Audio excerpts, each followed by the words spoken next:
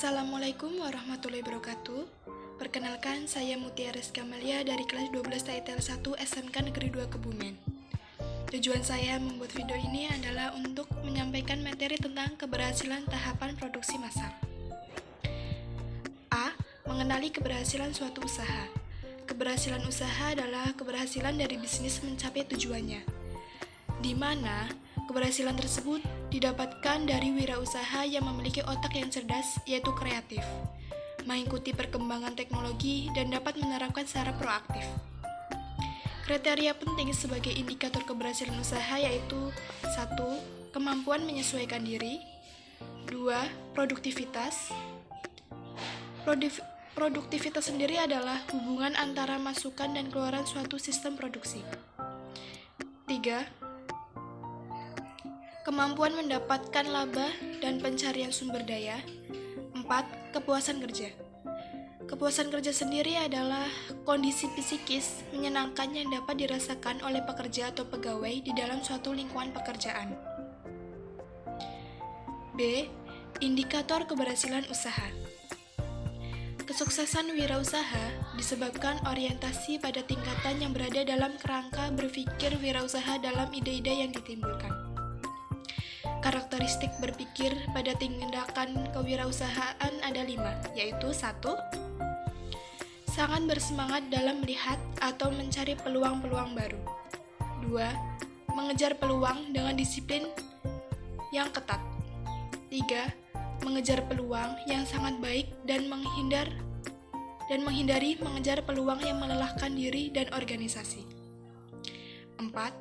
Fokus dalam pelaksanaan. 5. Mengikutsertakan energi setiap orang yang berada dalam jangkauan mereka. Ada 8 hal yang membuat usaha atau bisnis meraih kesuksesan atau keberhasilan, yaitu 1. Peluang pasar yang baik. 2. Keunggulan persaingan. 3. Kualitas barang atau jasa. 4. Inovasi yang berproses. 5. Dasar budaya perusahaan. 6. Menghargai pelanggan dan pegawai. 7. Manajemen yang berkualitas. 8. Dukungan modal yang kuat. Menurut Dwi Rianti, kriteria yang cukup signifikan dapat dilihat dari 1. Peningkatan dalam akumulasi modal atau peningkatan modal. 2. Jumlah produksi. 3. Jumlah pelanggan. 4. Perluasan usaha. 5. Perluasan daerah pemasaran. 6. Perbaikan sarana fisik. Dan yang terakhir, 7. Pendapatan usaha.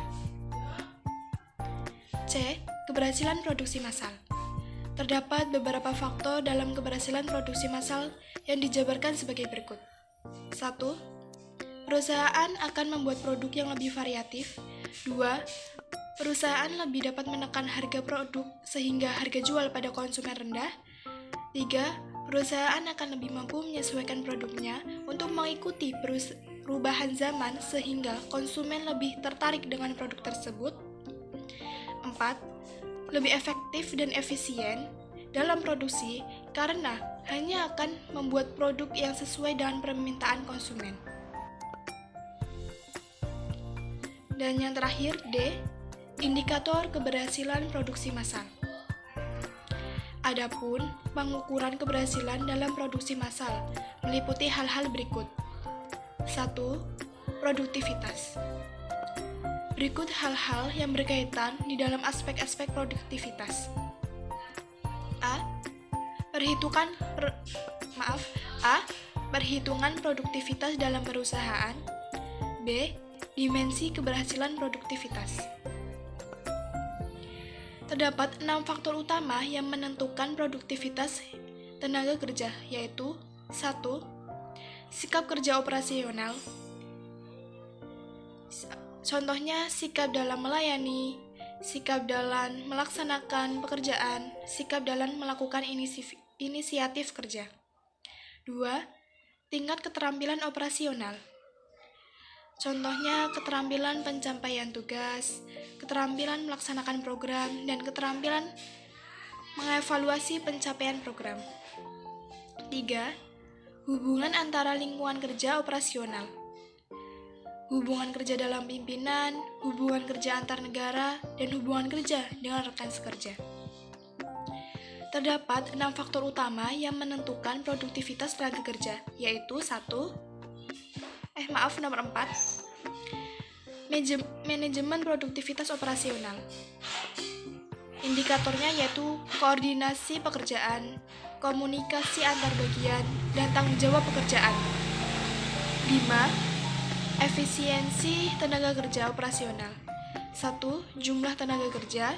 2. Pemanfaatan tenaga kerja. Dan 3. Pemanfaatan waktu tenaga kerja. 6. Kewirausahaan. Indikator 1. Kemampuan melihat potensi rendah.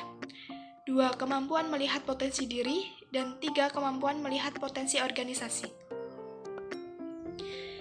Kapasitas produksi adalah hasil produksi atau volume pemrosesan atau throughput atau jumlah unit yang dapat ditangani, diterima, dan disimpan atau diproduksi. A. Jenis-jenis kapasitas. Kapasitas desain yaitu kapasitas yang dapat diperoleh oleh suatu desain. 2. Kapasitas efektif, yaitu kapasitas yang dapat diperoleh jika dihitung dari efektivitas desain dan sumber daya yang diperoleh. 3. Kapasitas pemanfaatan, yaitu kapasitas efektif dari produk yang sedang digunakan. B. Mengelola permintaan. Berikut ini beberapa kasus dalam pengelolaan permintaan. 1. Permintaan melebihi kapasitas. 2. Kapasitas melebihi permintaan. Dan 3. Penyesuaian pada permintaan musiman. Terima kasih, itu saja yang dapat saya sampaikan tentang keberhasilan produksi massal. Sekian, wassalamualaikum warahmatullahi wabarakatuh.